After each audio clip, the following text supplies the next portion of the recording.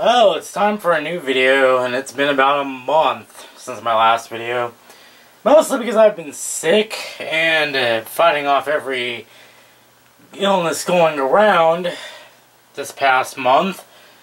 But alas, it is time for a new video. Thankfully, I'm feeling a lot better, though not 100%. And if you recognize what is right in front of you, maybe you'll know what this is. Other than that, we're going to zoom out.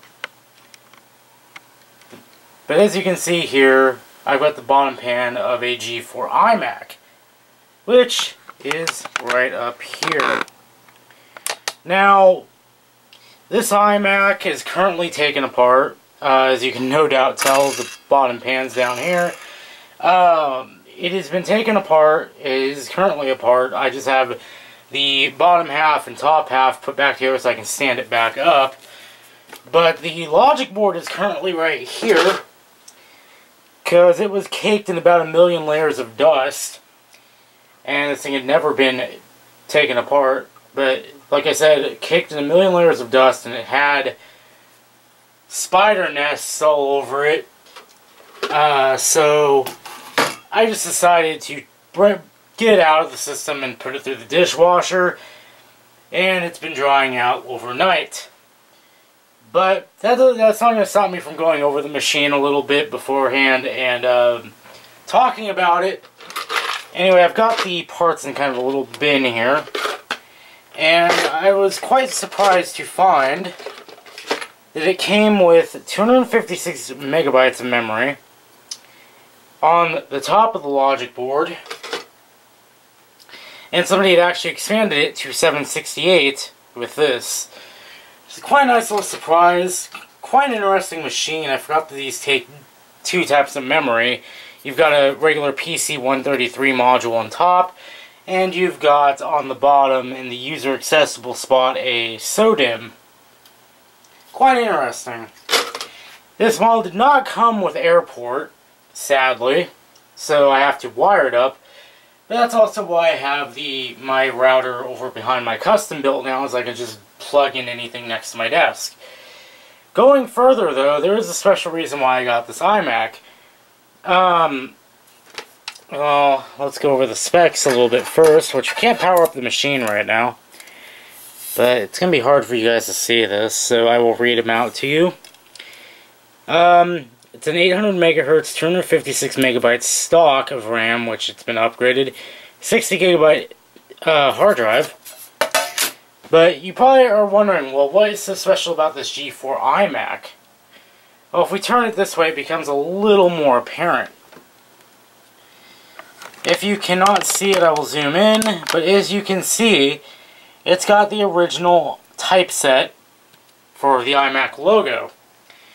Why is this significant? Well, that means this machine is of the older iMac G4 run, so these can run OS 9 without running Classic.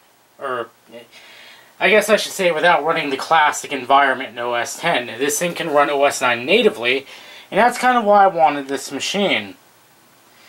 Because I do want an OS 9 machine. I have had my share of Classic OS 10 Macs. I really don't have any interest in those. Because this is from the time when Apple's hardware kind of really got me going, so to speak. Anyway, this is a, I don't know what dimension this is. I think it's a 15 inch. I don't think it's a 17, because I think, Ryan's is a 17, I think it's an order of magnitude bigger. But the reason why I say this one's so special to me is I could possibly have swung a deal with Ryan of some sort to get that iMac from him. But that thing can only run OS 10. This thing can run 9. And I plan to run 9 on it when I do get it working again. Which, it doesn't work. I mean, it boots into the bootloader, but that's about it, because the hard drive is bad. And I don't know what hard drive is in here. I'm going to take a wild guess. It's a Seagate of some sort.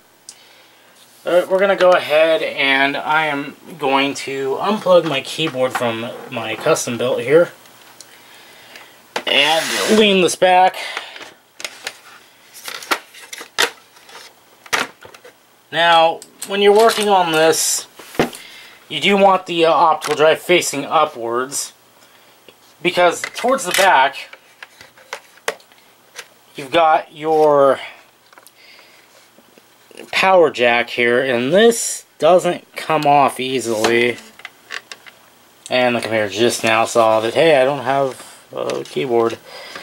And then under this little cable guide here, which you guys can't see, yeah, this little cable guide here for your antenna.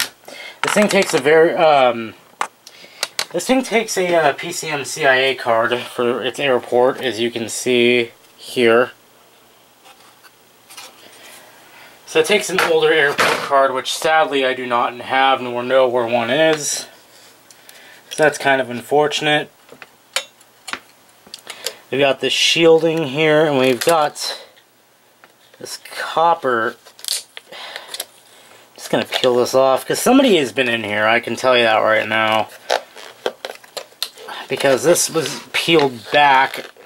And as you can see, this is how tough it should be normally.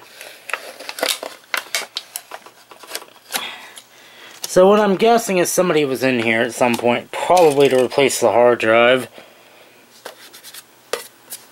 Because I think this thing had a Seagate in it, I could be wrong. I could pull the drive out if I really wanted to, but I don't think I'm going to tackle that until the time comes. Ryan may have a hard drive for this thing, and if he does, I'm going to grab that and put it in here. But yeah, pretty much, like, that's all we're going to do for part 1 here, as far as inside the machine goes. However, this thing is dirty. Very dirty. So we're going to go ahead and clean it up a bit. If I can get it back together, so that I may stand it back up. That's good. I just don't want to break the power connector, because that thing's going to be a royal bitch and a half to get. But yeah, this thing is pretty much in as found condition. It's a bit dirty, but that's about it. I don't see any major cosmetic problems with it.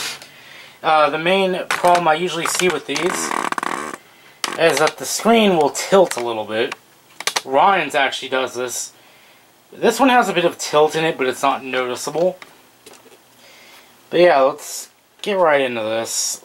Let's get this price tag off. I don't know why, of all things, they stuck it directly on the screen. This particular thrift store I go to, they do this, and it's really annoying. They'll put the price tags in just the stupidest places. And I gotta get you off. I may just magic eraser this off. And I know a lot of people are gonna be like, but you'll damage the screen doing that. I haven't damaged the screen with magic eraser yet. Well, let's see if we can at least get the first part of this off.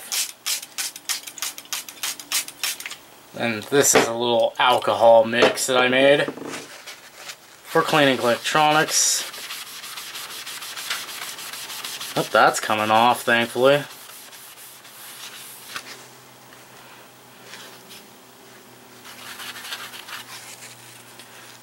So we'll deal with that price tag later. I'll actually give it a little spritz of alcohol. Let it work its way in.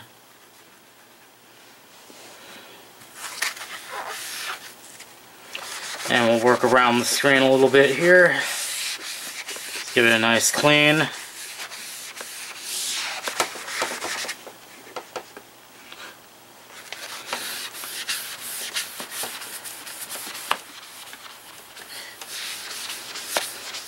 Guessing someone unknowingly, unwittingly used this as their main computer and didn't really think much about this. I'm missing a towel. I guess I'll just use this one I used on my Corsair.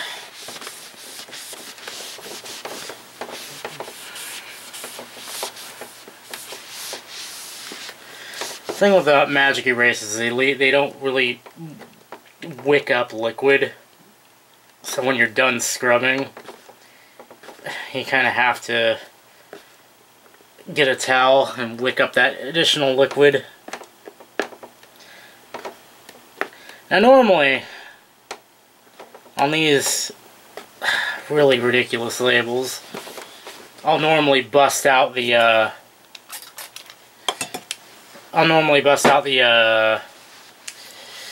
razor blades, but this is a display. We don't want to mess it up because pretty sure these displays are vintage and we don't want to break them.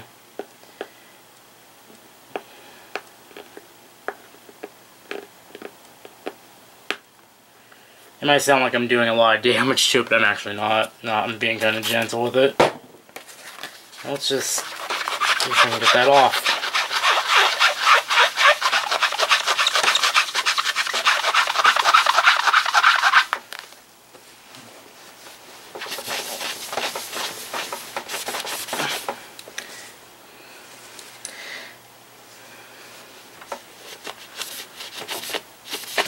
But yeah, thankfully at the thrift store they actually, unlike Savers, they actually have outlets for you to test things with. So you're not like going into it completely blind. Anyway, let's focus on the back. The back is quite dusty. Well, not dusty, but just dirty all around.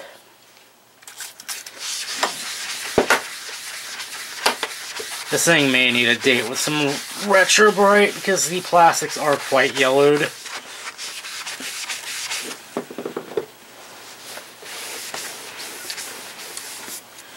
I mean, it's hard to tell in here because the lighting I have in here is quite yellow. Quite warm, I should say. But the plastics are very unhappy on this machine.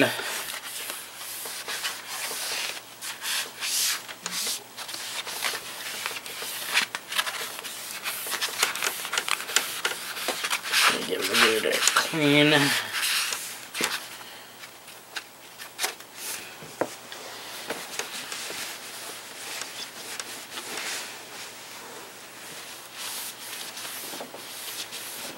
Yeah, she's looking better already.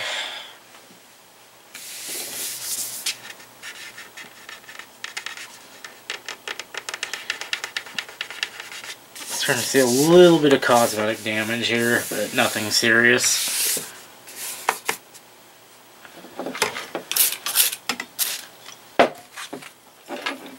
So not to worry so much about the back.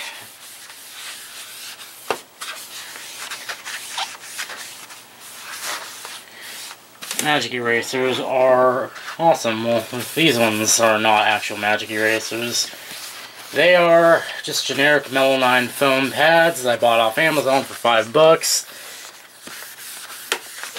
Highly recommended that you go that route. They may take about a month to get to your house, but oh my god, you get so many of them, it's so worth it.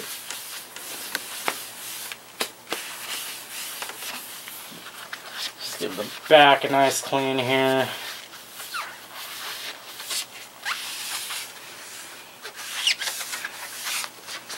I kind of wonder what this machine was doing for the plastics to be as yellowed as they are. Or if it was just sitting next to a window its entire life.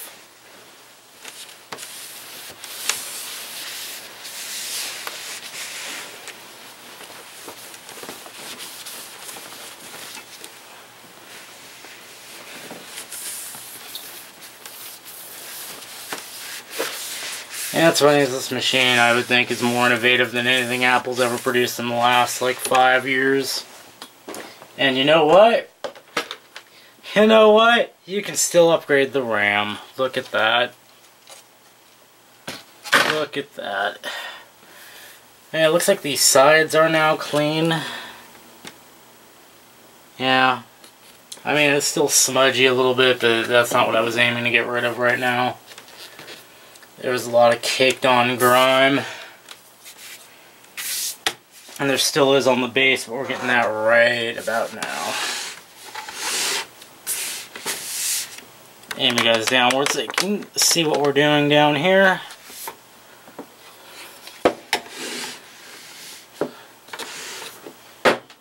Apologies for the bad light. This thing isn't helping all that much. Just gonna go over all this.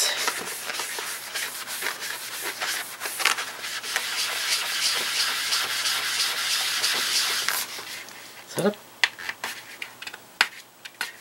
there's a piece of tape right there. Okay. Sure thing. I wish I could remove the bottom panel completely, but I don't know of a way to do so just yet. I'm sure someone's going to chime in and be like, but you could do this, this, and this. But by then, I've already given up. But yeah, this yellowing is so bad. I mean, this is why Apple quit using white electronics for everything. Or white things. Can this come off? I'm not going to push my luck with this.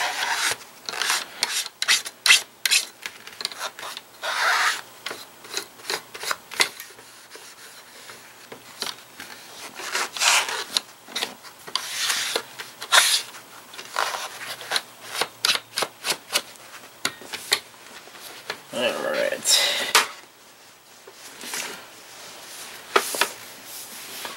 There is a little piece of tape here that I want to come off, but it doesn't really want to cooperate, so we're not going to worry about that right now.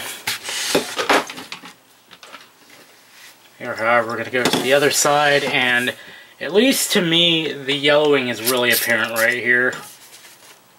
That's going to drip down a little bit, but it doesn't matter because there's nothing in the machine right now.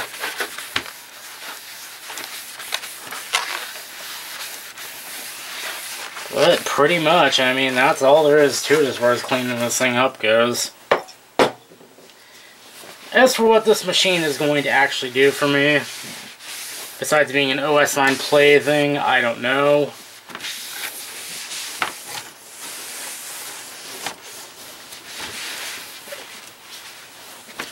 But this is pretty much the long and short of it.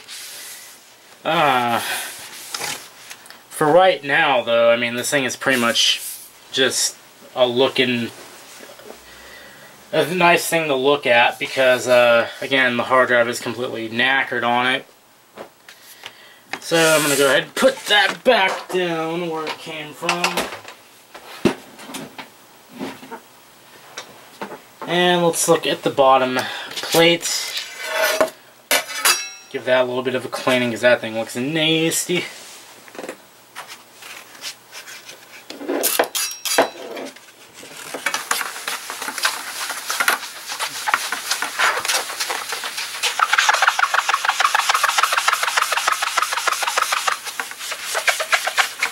Could also just be a lot of cosmetic actual damage here. Which it looks like. Just a bunch of scratches on it. But I mean, this is what, like, over a decade old, so you know what? I'm not going to say that's a bad thing.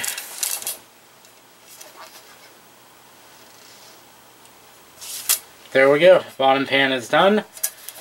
So we pretty much just have to wait for the hard drive to come in, and then we can go ahead and finish this project off. But for now, that's part one. Hopefully you guys enjoyed this, and hopefully you look forward to part two, which is going to be actual pulling the hardware apart and installing some a hard drive into it. So till then, I'll see you guys later.